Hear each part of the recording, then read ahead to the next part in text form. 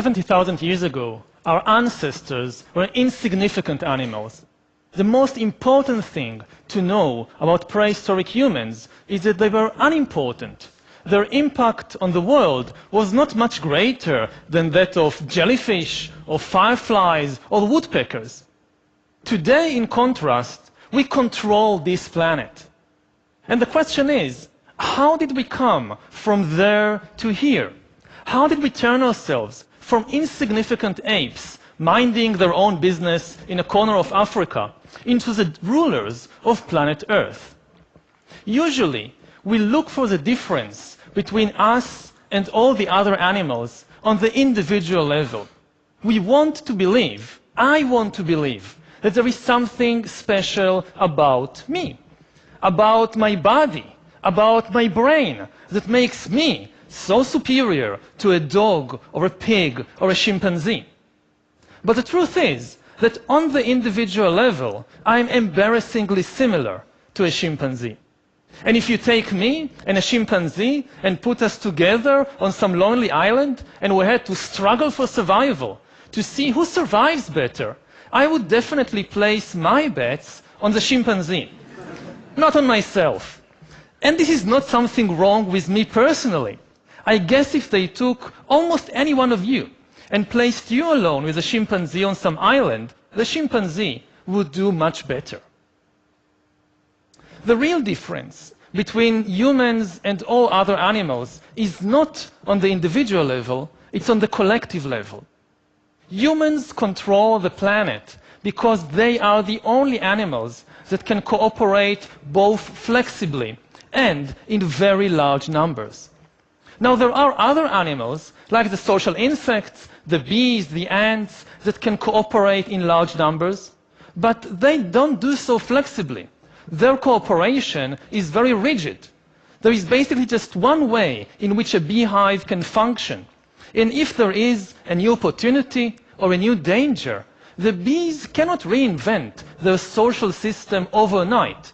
They cannot, for example, execute the queen and establish a republic of bees or a communist dictatorship of worker bees. Other animals, like the social mammals, the wolves, the elephants, the dolphins, the chimpanzees, they can cooperate much more flexibly. But they do so only in small numbers, because cooperation among chimpanzees is based on intimate knowledge, one of the other. If I'm a chimpanzee and you're a chimpanzee and I want to cooperate with you, I need to know you personally. What kind of chimpanzee are you? Are you a nice chimpanzee? Are you an evil chimpanzee? Are you trustworthy? If I don't know you, how can I cooperate with you? The only animals that can combine the two abilities together and cooperate both flexibly and still do so in very large numbers is us, Homo sapiens.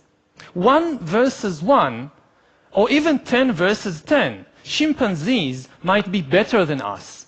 But if you pit 1,000 humans against 1,000 chimpanzees, the humans will win easily, for the simple reason that 1,000 chimpanzees cannot cooperate at all. And if you now try to cram 100,000 chimpanzees into Oxford Street, or into Wembley Stadium, or Tiananmen Square, or the Vatican, you will get chaos, complete chaos. Just imagine Wembley Stadium with 100,000 chimpanzees. Complete madness. In contrast, humans normally gather there in tens of thousands, and what we get is not chaos, usually. What we get is extremely sophisticated and effective networks of cooperation. All the huge achievements of humankind throughout history, whether it's building the pyramids or flying to the moon, have been based not on individual abilities, but on this ability to cooperate flexibly in large numbers. Think even about this very talk that I'm giving now. I'm standing here in front of an audience of about 300 or 400 people. Most of you are complete strangers to me. Similarly, I don't really know the people, all the people, who have organized and worked on this event. I don't know the pilot and the crew members of the plane that brought me over here yesterday to London. I don't know the people who invented and manufactured this microphone and these cameras which are recording what I'm saying. I don't know the people who wrote all the books and articles that I've read in preparation for this talk. And I certainly don't know all the people who might be watching this talk over the internet somewhere in Buenos Aires or in New Delhi. Nevertheless, even though we don't know each other, we can work together to create this global exchange of ideas. This is something chimpanzees cannot do. They communicate, of course, but you will never catch a chimpanzee traveling to some distant chimpanzee band to give them a talk about bananas or about elephants or anything else that might interest chimpanzees. Now, cooperation is, of course, not always nice. All the horrible things humans have been doing throughout history, and we have been doing some very horrible things, all those things are also based on large-scale cooperation. Prisons are a system of cooperation. Slaughterhouses are a system of cooperation. Concentration camps are a system of cooperation. Chimpanzees don't have slaughterhouses and prisons and concentration camps. Now, suppose I've managed to convince you, perhaps, that yes, we control the world because we can cooperate flexibly in large numbers. The next question that immediately arises in the mind of inquisitive listener is how exactly do we do it? What enables us, alone of all the animals, to cooperate in such a way? The answer is our imagination. We can cooperate flexibly with countless numbers of strangers because we alone, of all the animals on the planet, can create and believe fictions, fictional stories. And as long as everybody believes in the same fiction, everybody obeys and follows the same rules, the same norms, the same values. All other animals use their communication system only to describe reality. A chimpanzee may say, look, there is a lion, let's run away. Or look, there is a banana tree over there, let's go and get bananas. Humans, in contrast, use their language not merely to describe reality, but also to create new realities, fictional realities. A human can say, look, there is a God above the clouds, and if you don't do what I tell you to do, after you die, God will punish you and send you to hell. And if you all believe these stories that I've invented, then you will follow the same norms and laws and values, and you can cooperate. This is something only humans can do. You can never convince a chimpanzee to give you a banana by promising him that after you die, you'll go to chimpanzee heaven, and you'll receive lots and lots of bananas for your good deeds. So now give me this banana. No chimpanzee will ever believe such a story. Only humans believe such stories, which is why we control the world, whereas the chimpanzees are locked up in zoos and research laboratories. Now, you may find it acceptable that, yes, in the religious field, humans cooperate by believing in the same fictions. Millions of people come together to build a cathedral or a mosque or fight on a crusade or in a jihad because they all believe in the same stories about God and heaven and hell. But what I want to emphasize is that exactly the same mechanism underlies all other forms of mass-scale human cooperation, not only in the religious field. Take, for example, the legal field.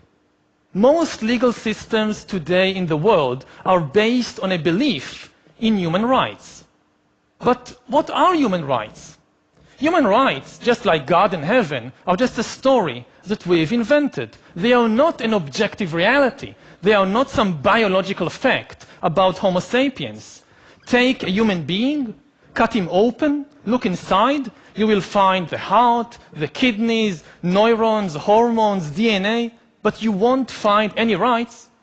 The only place you find rights is in the stories that we have invented and spread around over the last few centuries. They may be very positive stories, very good stories, but they are still just fictional stories that we've invented. The same is true of the political field. The most important factors in modern politics are states and nations. But what are states and nations? They are not an objective reality. A mountain is an objective reality. You can see it, you can touch it, you can even smell it. But a nation or a state like Israel or Iran or France or Germany, this is just a story that we've invented and became extremely attached to. The same is true of the economic field. The most important actors today in the global economy are companies and corporations. Many of you perhaps work for a corporation like Google or Toyota or McDonald's. What exactly are these things? They are what lawyers call legal fictions. They are stories invented and maintained by the powerful wizards we call lawyers. And what do corporations do all day?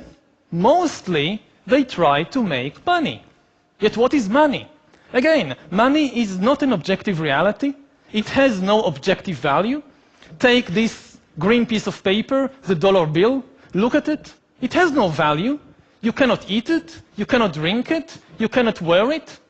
But then come along these master storytellers, the big bankers, the finance ministers, the prime ministers, and they tell us a very convincing story. Look, you see this green piece of paper? It is actually worth 10 bananas.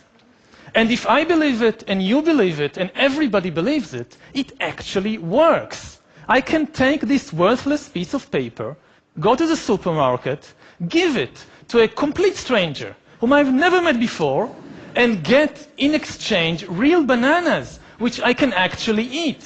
This is something amazing. You can never do it with chimpanzees. Chimpanzees trade, of course. Yes, you give me a coconut, I'll give you a banana. That can work. But you give me a worthless piece of paper, and you expect me to give you a banana? No way. What do you think I am, a human?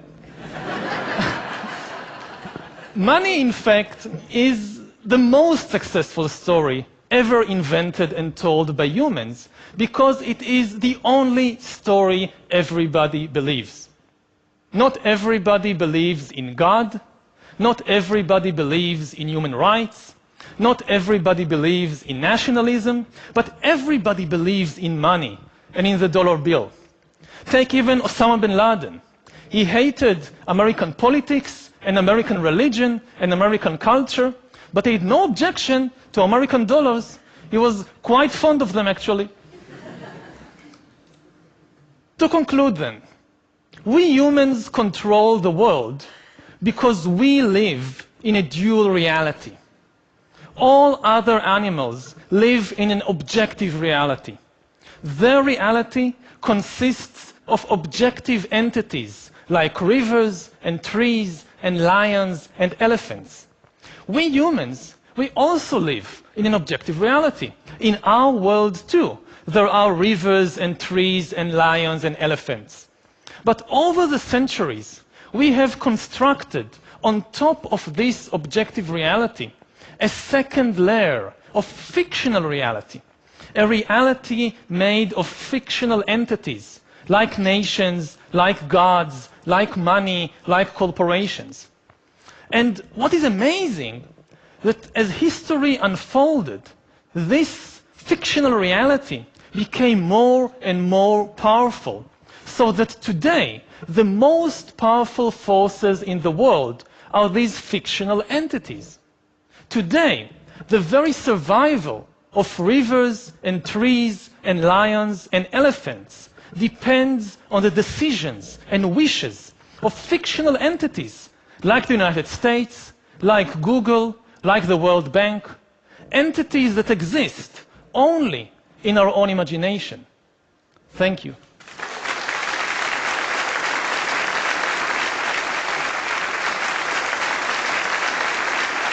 Thank you. Wow. Yuval, you have a new book out. After Sapiens, you wrote another one, and it's out in Hebrew, but not yet translated into I'm working on the English. translation. Okay, in the book, if I understand it correctly, you argue that actually the amazing breakthrough that we are experiencing right now not only will potentially make our life better, but they will create, and I quote you, new classes and new class struggles, just as the Industrial Revolution did. Can you elaborate for us? Yes, in the Industrial Revolution, we saw the creation of a new class of the urban proletariat. And much of the political and social history of the last 200 years involved what to do with this class and the new problems and opportunities. Now we see the creation of a new massive class of useless people. As computers become better and better in more and more fields, there is a distinct possibility that computers will outperform us in most tasks and will make humans redundant. And then the big political and economic question of the 21st century will be, what do we need humans for? Or at least, what do we need so many humans for? Do you have an answer in the book? At present, the best guess we have is keep them happy with drugs and computer games. But this doesn't sound like a very appealing future. Okay, so you're basically saying in the book, and now that for all the discussion about the growing evidence of significant economic inequality, we are just kind of at the beginning of the process? Again, it's not a prophecy. It's seeing all kinds of possibilities before us. One possibility is this creation of a new massive class of useless people. Another possibility is the division of humankind into different biological castes, with the rich being upgraded into virtual gods and the poor being degraded to this level of useless people. I feel there is another TED Talk coming up in a year or two. Thank you, Yuval, for making the trip. Thank you. Thanks.